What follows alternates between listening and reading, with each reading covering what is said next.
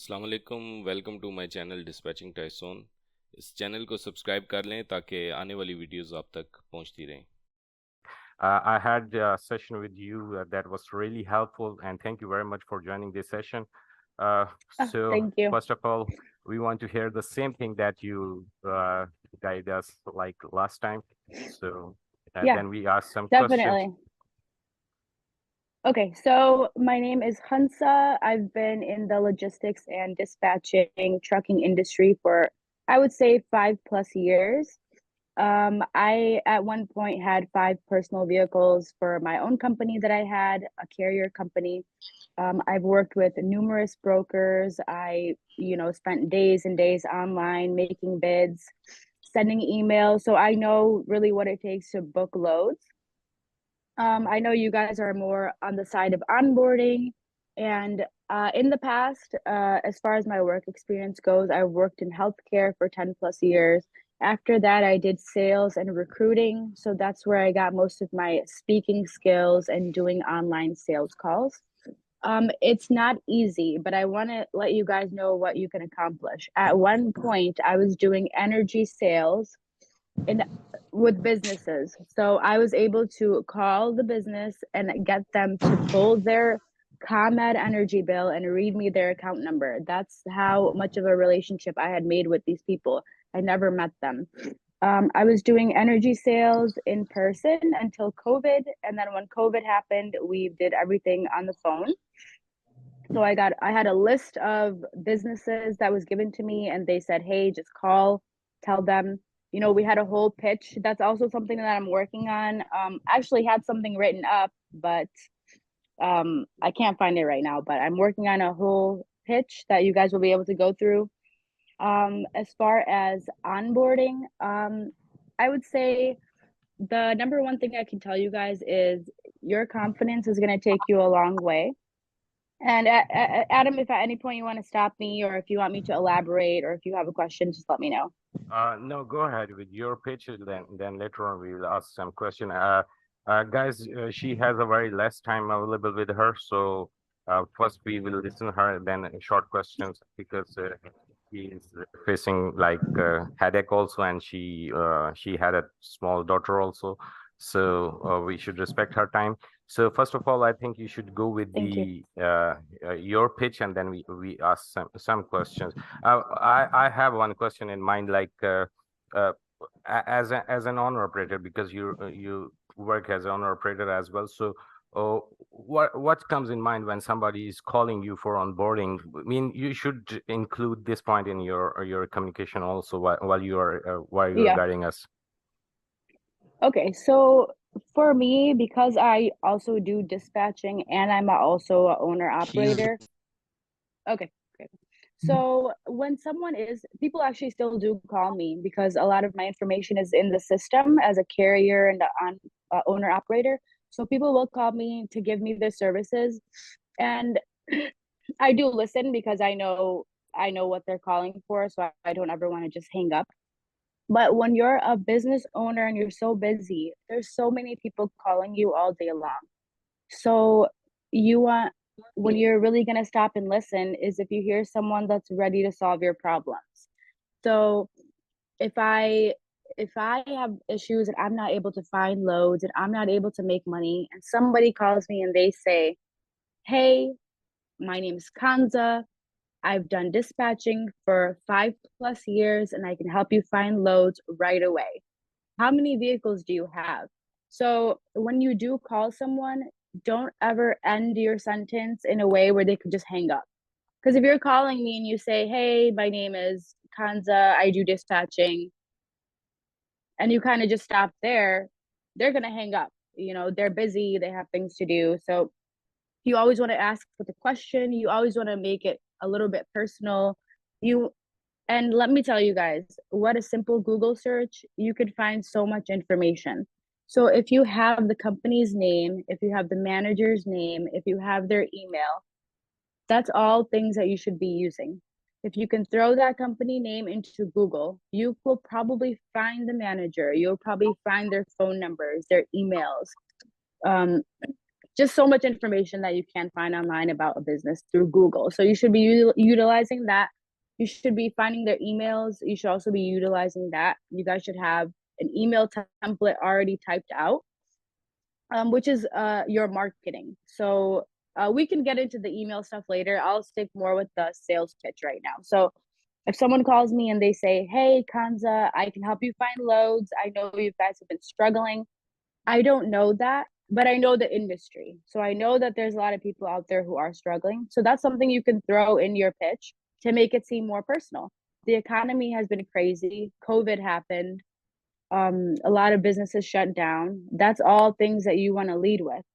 So, hey, my name is Kanza. I'm calling with so and so dispatching services. I actually work with a client of yours. That's another thing that you can lead with. It may not be true. You may not work with a client of theirs, but you want them to think that you're already working with people in the industry, even if you're not. And if you already have clients, it's a great way to lead into a call. Hey, my name is so and so from my name is Kanza from so and so dispatching services. I actually work with this company and I helped them find this many loads last week, or just to tie into that. So I'm trying to think what other really important information. Oh, another topic I want to touch on with you guys is a phrase that I have. It's called hold on, I'm blanking right now. You guys can still hear me, right? It's okay. Yeah, we can hear you. Okay, so I got it. So the phrase I have is chipping away at the customer. So the first time you call a company, they may hang up on you. You should not cross them off your list. You should actually be happy. So then you should make your notes that they hung up. So the second time you call them and hey, maybe this person is going to hang up right away, and you will be able to find the manager's names online somehow, some way. If you find an owner operator company, like a carrier company, and you Google it and you find that information, you'll be able to find the manager's name. So if you have the name, lead with the name. Like, hey, John, this is Kanza with so and so dispatching company. I actually tried to call you last week and I left you a message. When is a good time for you to talk? So that's less pressure. You're giving the ball is in their court. So maybe he'll say, that's a bit more professional as well. So he'll say, you know what? I'm free at 1 o'clock tomorrow. You better call him at 1 o'clock tomorrow. So someone tells you, call me at this time, you better be calling them at that time. And another thing I know, yeah. I know a lot of you guys are overseas. I've had people call me at like 9 when it was 9 p.m. here, and I'm not working at 9 p.m. There's one more question, like if we are calling from the Pakistan, or someone is calling from the India, then we are calling from the computer. We have the virtual numbers, and sometimes it appears like probably a scam call. It appears on that.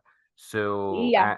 how we gonna tackle that thing? I'm not saying with respect to software we or you cannot do anything, but no, mostly people, they think like whoever is calling them, mostly people have concept like dispatcher might scam us. So how we can make our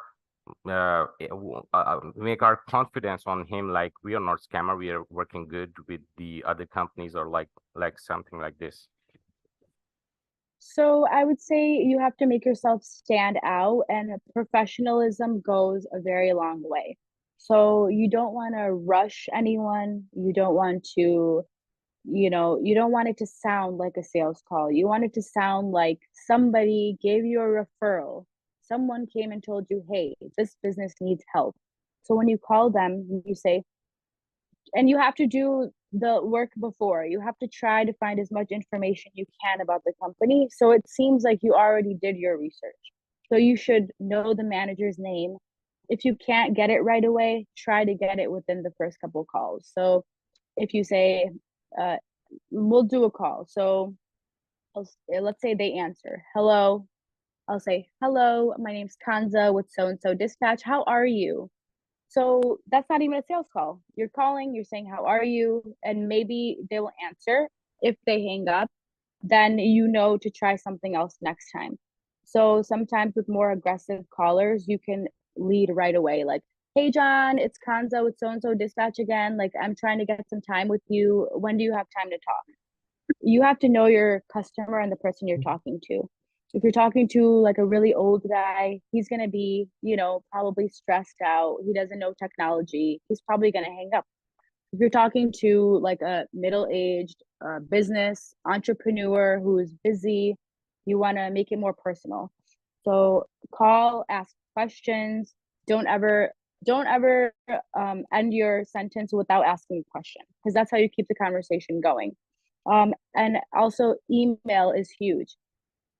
And as far as them seeing the number and not answering, you'll just have to catch them on the phone. Once you get them on the other line, then it's all up to you to keep them there.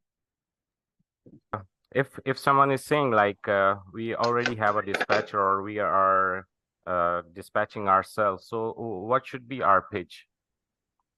Okay, so if someone says, oh, I already have a dispatcher, well, how many loads did you guys do last week? Because people love to lie. They love to show that their business might be doing really well when it's not industry right now. And I know how hard right now it is to get loads. So if someone's telling you, oh, I do my own dispatching, or I already have someone, well, how many loads did you do last week? It's a good question to ask. It's going to get them thinking, because if they really didn't do that many loads, there might be it'll get them thinking like, oh, well, I only did 2 loads. And then that's when you can go in, well, we have our vehicles moving every day, so 5 loads per week. Is that something you would be interested in?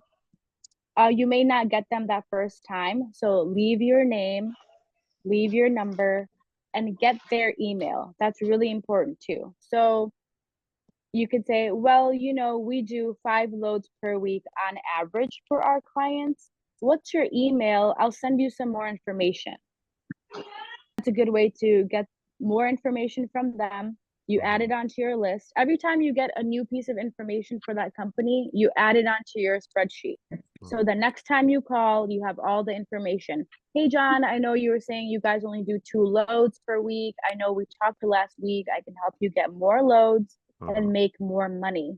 I have a very interesting question. Ma'am, would you like to tell me about accent is important or not for dispatch calling, for this cold calling? I think with the industry, just with how things are changing, because people didn't used to do this. They didn't used to use dispatch services, I would say yes and no. I don't want to fully say yes because that doesn't make sense. There's people out there, you can sell anything to anyone because someone out there is looking for help. If you feel like that's a huge problem, start with other avenues. Start with the emailing, okay? So then they're at least maybe reading your name. Start with texting too, short text. That's even more stuff that I can send you, Adam. Templates, so text templates, email templates. So you already have the email. All you have to do is go in and edit the company name. All right. Okay, so I would say mornings is definitely the best time, but at 7 a.m. is too early, I think, because I don't end up actually booking loads until 12 noon. So before 12 noon, it's a hit or miss. But do your first call early. Almost like a missed call, just ring it and leave it. So then they'll see your number. Or ring it and try to leave a voicemail as soon as you possibly can. But I would say your timing is perfect. From 10 a.m. to 2 p.m. is like a really busy working hour for everyone. Later on in the day, but I would say from 3 to 5 is also a good time, because usually that they're done with most of their business operations by that time. They're kind of just, doing either admin work or winding down to end the day, because here everyone pretty much ends their day at 4 p.m. or 5 p.m. So if you get them right before they're about to end their day and go home, you do have more of a chance of them having time to talk, because if you're calling at 10 a.m., they're busy, they're doing work, they're looking for loads, they're worried about making money. so they don't want to waste their time on almost a sales call. So I would say 10 a.m. to 2 p.m. you should be trying. Later on later on between 3 to 5, go back around and circle through your list one last time to see, All right. because that's when they're down. That could be their downtime where they actually have time to talk. All right. We are left with the 5 minutes only, and my one question is like, if someone is calling and there is an answering machine or on the other side, so is it good to leave a message? Do they really read the message afterwards whenever they're free? I do listen to all my voicemails, so I would say yes. It's not going to hurt you to leave the message, but it should not be too super long. It should be very short and sweet, because if it's long, guess what? They're just gonna hang up. So it should be short and sweet, and again, try to grab their attention. Hey John, this is so and so from so and so dispatch company.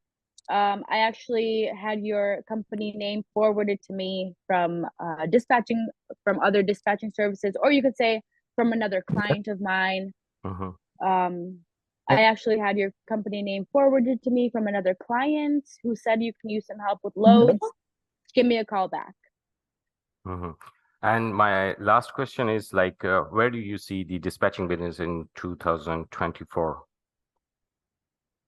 So with AI and a lot of these softwares that are coming out, I think it's going to be a lot more automated. I think it'll be done a lot quicker. People will figure out ways to even have it be done without a person behind it, I guess. But I think that's going to be far, far in the future. I still think that, dispatching services are really important, and there's always going to be someone out there that needs your help. There's an unlimited amount of people. Well, not unlimited, but there's so many people out there. There's so many carriers. There's so many new people who are starting businesses. I got a client from Facebook, guys. So use everything you have.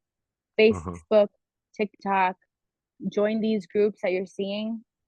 And it doesn't always have to be over the phone. Sometimes it can be done through text, through Facebook, through email. So utilize all of your avenues and don't give up and don't stop. Of course, anytime. I do see some questions in the chat. Do you want me to go through those really quick? Yeah, we just left with the 2 minutes and 50 seconds. Quickly you can do. Okay, let's see. Should we be able to get loads directly from the shippers? Oh, is that you? No, Who said no, that?